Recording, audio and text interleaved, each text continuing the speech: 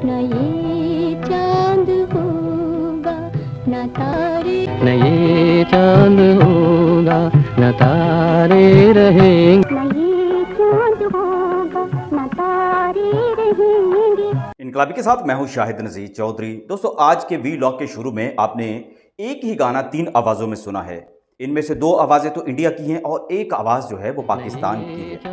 70 साल पहले ये गाना जब मंजरे आम पर आया तो 70 सालों से आज तक ये बहस जारी है कि ये गाना जो बुनियादी तौर पर इंडिया का था या पाकिस्तान का था। पाकिस्तान ने चुराया या इंडिया की फिल्म में इसको चुरा के शामिल किया गया, क्योंकि ये सदाबहार गीत है जो आज तक गुनगुनाया जाता है, लोग इसको पसंद करते हैं। लेकिन आज तक वो ये नहीं समझ सका कि ये इंडिया ने चुराया या पाकिस्तान ने चुराया। लेकिन ज़्यादातर जो इल्ज़ामात थे वो इस बात पर थे कि पाकिस्तानी फिल्म सस्सी के अंदर जब ये गाना फिल्माया गया तो ये चोरीशुदा गाना था, जिस गाने को अजीज़ मेरठी साहब ने लिखा।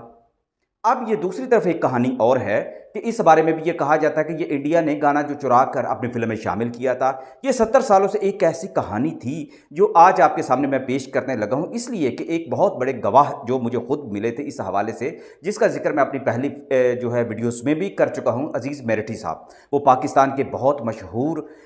फिल्म राइटर थे, नगमा निगार थे, हदायतकार थे। बशीरा और बनारसी ठग जैसी फिल्में उन्होंने लिखी थी और इसके अलावा भी उनके क्रेडिट पर बहुत ज़्यादा फिल्में थी और बहुत सारे मकबूल तरीन गाने थे। लेकिन 1954 में रिलीज़ होने वाली सस्सी, जो पाकिस्तान की पहली गोल्डन जुबली फिल्म थी और अपने दौर की कामयाब तरीन फिल्म थी, ये गाना उसके अंदर जो था मकबूल तरीन गाने का दर्जा रखता था और इसको कौसर परवीन ने गाया था और इसकी कंपोजिशन जी चिश्ती साहब जैसे बहुत बड़े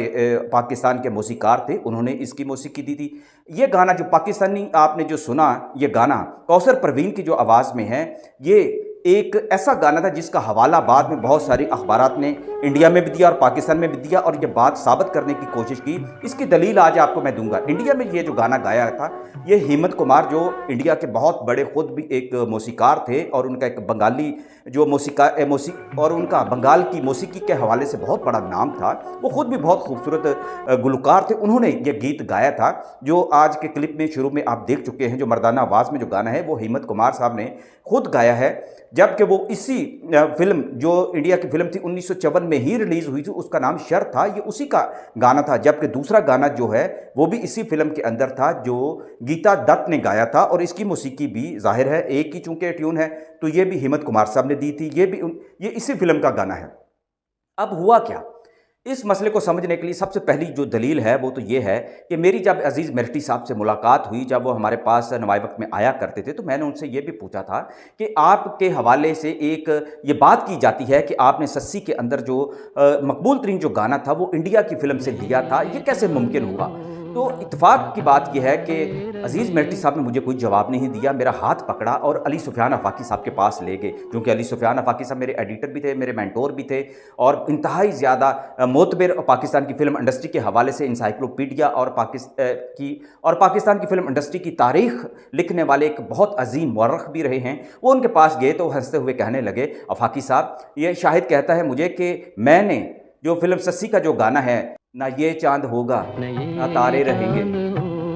ये गाना मैंने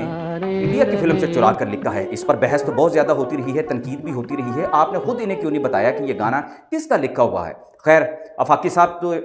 साहब ने तो खुल के बात की कि भाई ये अजीज़ मेरठी साहब का ही लिखा हुआ गाना है, इंडिया ने चोरी किया है। अब अजीज़ मेरठी साहब ने मुझे बड़ी एक दिलचस्प जो है आफाकी साहब के सामने जो बात बताई थी, वही बात जो एक सबसे बड़ी एक दलील के तौर पर मैं आपके सामने रखने लगा हूँ। वो बात ये थी, वो कहने लगे कि इस फिल्म के जो प्रोड्यूसर थे JC आनंद, जो डिस्ट्रीब्यूटर भी थे और बहुत बड़े पाकिस्तानी फिल्मों के जो फिल्मसाज भी थे, उनके साथ जो हदायतकार थे दाऊद चांद साहब थे। वो इंडिया की फिल्मों के एक कामयाब तरीन डायरेक्टर रह चुके थे और पाकिस्तान की जो सबसे पहली जो फिल्म थी तेरी याद, उसके भी वही डायरेक्टर थे, सस्सी के भी वही डायरेक्टर थे और कामयाब तरीन इंडियन और पाकिस्तानी फिल्मों के वो डायरेक्टर रह चुके थे। अब ये मंसूबा ये था कि जब सस्सी जब फिल्म बनेगी और 1953 में इसकी जो मौसीकी जो दी गई थी, इसका गाना कंपोज हो गया था, ये वाला गाना भी, तो उन्होंने ये प्रोग्राम बनाया, यानी कि आनंद साहब ने, और दाऊद चांद साहब ने ये प्लान बनाया कि हम ये फिल्म जो है इंडिया में भी रिलीज करेंगे और ये फिल्म चूंकि जब कंप्लीट होगी तो उसके जो पहले जो प्रिंट थे वो इंडिया में लेकर गए। इधर पाकिस्तान में ये फिल्म रिलीज हुई 1954 में, तो उस तरफ, और ये फिल्म इंडिया में भी रिलीज हो गई। अब ये इसकी सबसे बड़ी दलील ये है कि ये जो इतराज़ किया जाता रहा है अजीज़ मेरठी साहब पर भी और पाकिस्तान की फिल्म सस्सी पर भी कि ये इंडिया का चुराया हुआ गीत था, तो ये बात समझने वाली है कि सस्सी जो फिल्म थी 1954 के शुरू में ये इंडिया में भी रिलीज हुई थी और इस पर सबसे ज़्यादा गर्म और इंतहाई नाशाइस्ता जो है तबसरा वो फिल्म इंडिया जैसे मैगजीन ने किया था, जो सबसे बड़ा इंडिया का मोतबर शोबिस का मैगजीन था, उसने ये किया था। जब ये इंडिया में फिल्म रिलीज़ हुई तो उन्होंने कहा कि ये पाकिस्तान की इंतहाई फजूल सी एक फिल्म है, थर्ड क्लास फिल्म है, इसको यहाँ लगना नहीं चाहिए था। खैर इंडिया में तो ये फिल्म कामयाब ना हो सकी चंद सिनेमाओं में, लेकिन पाकिस्तान में इस फिल्म ने बहुत रिकॉर्ड साज बिजनेस किया और पाकिस्तान की पहली गोल्डन जुबली जो फिल्म के तौर पर इसको तस्लीम किया गया। और ये जो गाना जो था ये कौसर परवीन का हमेशा के लिए सदाबहार बन गया और कहा जाता है कि कराची और लाहौर में तकरीबन 52-53 हफ्तों तक ये लगातार मुसलसल जो थी ये फिल्म चलती रही थी।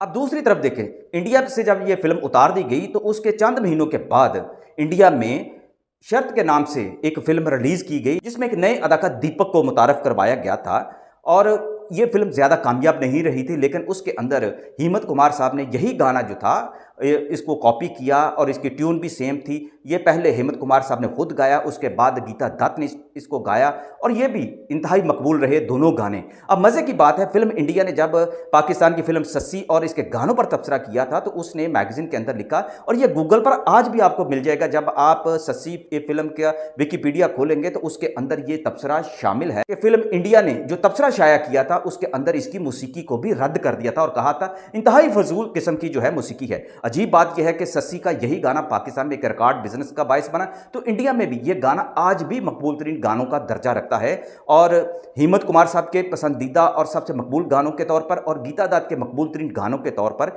इसको इस्तेमाल किया जाता है। अब तो यह बात बिल्कुल क्लियर हो जाती है कि इंडिया ने पाकिस्तान की फिल्म सस्सी का यह गाना जो था एक धोखे के साथ इसका चरबा किया था, लेकिन प्रोपेगेंडा ऐसा किया कि इससे यही तासुर मिलता रहा कि पाकिस्तान ने यह गाना जो था ये चुराया था, लेकिन हकीकत क्या थी वो मैंने आपके सामने रख दी है।